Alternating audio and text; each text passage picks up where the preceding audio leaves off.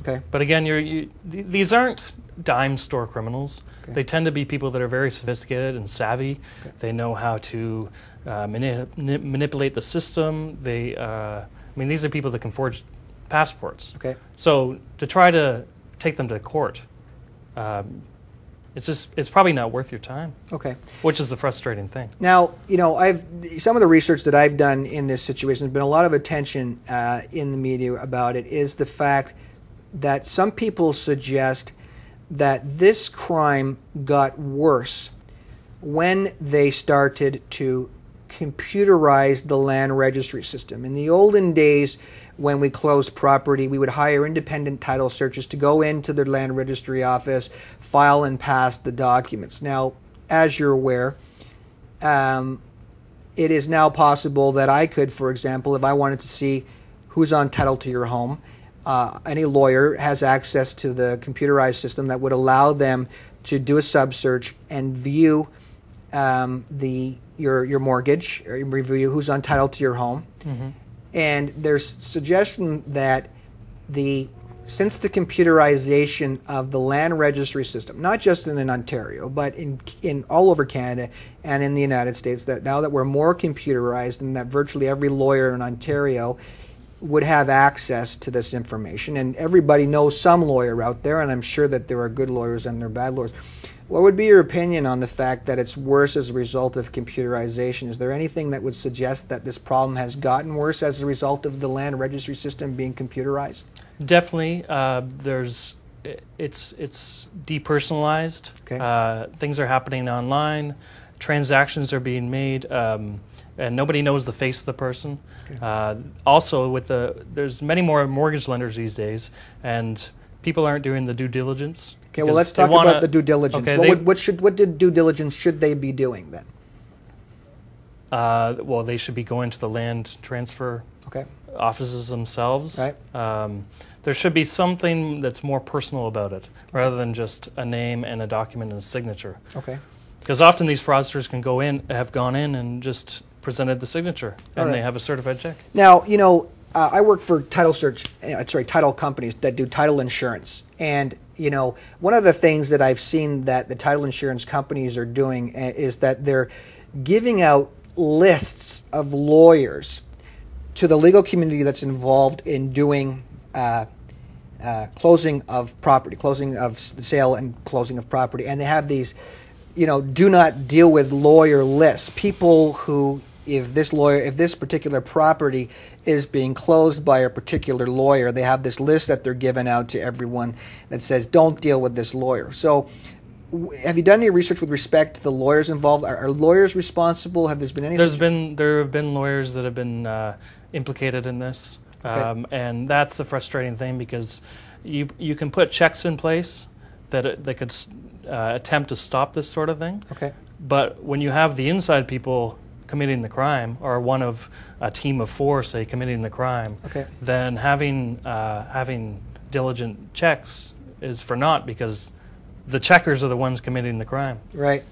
Okay. I mean, is there anything in place? I mean, one of the things I see out there is a lot of the organizations that are involved with real estate, mortgage lending, and things like that. You know, I see them forming these committees and these associations and how to combat fraud and all this kind of stuff. And, you know, when I read the websites and I read the newsletters, all I ever hear about are things, you know, well, we should be appointing more judges, or we should be hiring more police officers to investigate fraud. And we should be, you know, going to Parliament and trying to get these penalties increased. So when we have a person who's charged with mortgage fraud, they're going to serve more time and stuff like that, and there's going to be more grounds to prosecute them.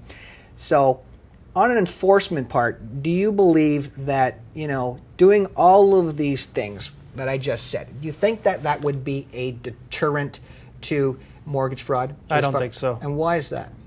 For one, for the most part, they're not even being prosecuted, and when they are, the amount that they've gotten away with trumps the amount that they'd be charged with. Right. The other thing is,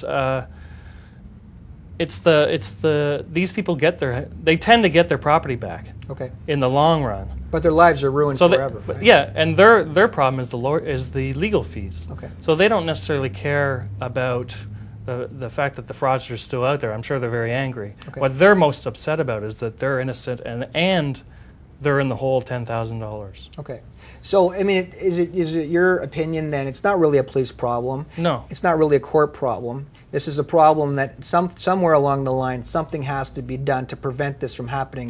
Something has to be in place where if it happens to you and you are innocent, that you don't have to spend the next couple of years fighting for yourself. Okay. Now, I mean, what about the title insurance? Title insurance is great. Okay.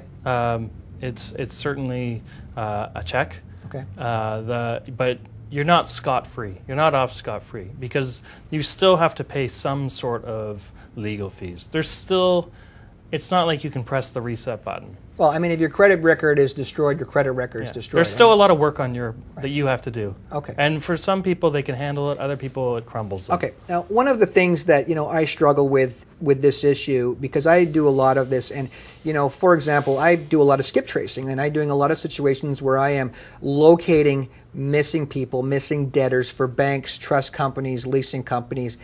And like within the past 5 years, I'll tell you, I've had skip traces where I'm trying to locate people in these matters, and I'm doing these investigations trying to find these debtors, and I literally determine that that person doesn't exist, that the name has been created, the date of birth has been created, the social insurance number is not a correct social insurance number, and that the entire identity is basically been manufactured. Exactly. And this is the first time I've ever seen this, and I run these traces sometimes no fine, no fee, where we don't charge the bank anything if we don't find them. And I'm calling back to my clients and saying, well, I'm in an unusual situation here. I found your guy, but he doesn't exist. The social insurance number doesn't generate properly. The driver's license number that you gave me, that belongs to someone else. Oh, as a matter of fact, the social insurance number belongs to somebody else as well.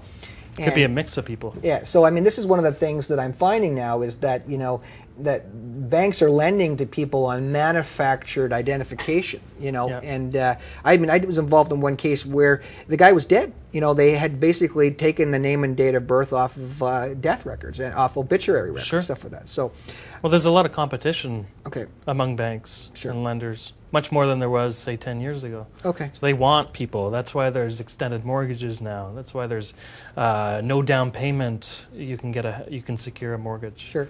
I mean, the other thing is, folks, I'd like you to imagine a situation where, you wake up in the morning with a knock on the door, and all of a sudden, the court bailiff, the court sheriff, is at your door, and beside him is someone from Children's Aid. And beside him is someone from the Humane Center to take your pets away and to make sure that someone's going to look after your kids. And basically what's happening is they're telling you, oh, we're here with the locksmith. We're going to change the locks on your door because you are behind on a second mortgage. This is the stuff that I see every single day. Now, Jay has allowed me to kind of just mention something that I've always thought with respect to mortgage fraud that might resolve this issue. Now, Jay, to me, the fact that a person has their mortgage and we're allowed to look at your mortgage as a matter of a public document, it is now to me a situation like having your credit card number exposed, meaning that here's my credit card number, you can do a public record search, here's my credit card number, come and get me and come and whatever. So clearly to me, the things that I've suggested, with to clients, and I've written an article on my blog about it, is what would happen if, for example, the Land Registry Office and the corporations that have been selected to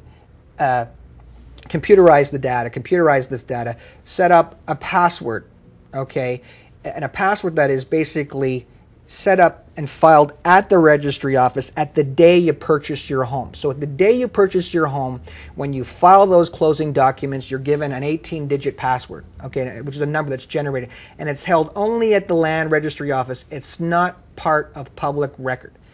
And what happens is every single time the title is moved. So if someone tries to file a mortgage, someone tries to file a charge, someone tries to do a transfer, someone tries to register a document or an execution, whenever the the land, your land is being moved or being altered. You're basically your parcel of land is being altered. That you're being notified, and they're only going to notify you on the password that you have. So if you don't have that password at the time you fill out these documents and file them, okay, that it is impossible to do anything to the title of your home. Now, do you think that an idea like that would work? Because to me, this is it's like a credit card. You know, it's a credit card, but it's public record, and there's no password. I mean, if I have a credit card right now, and you phone in on my credit card, what do you got to do? You got to give a password. You got to look at the little three-digit number on the back, that kind of thing. Do you think something like that would work? I think it would definitely make it very difficult to cheat. Okay. And I would applaud that idea. I think it's a great idea. The problem, though, is that I think that these people are so sophisticated that they would find a way to get that. Because if you forgot your code, I mean, you had a house fire, you lost the number in your own files. There would have to be a way that you would get it again. And do you think that it would lessen it? I think it would definitely lessen it. It would bring down those figures, right? I mean, you would make it extremely difficult. Okay, because to me, when I look at this stuff, all I see is how do we react to this? You're a victim. How do we react to this? Okay, it's a reactive problem. We're going to involve the police. We're going to involve lawyers. We're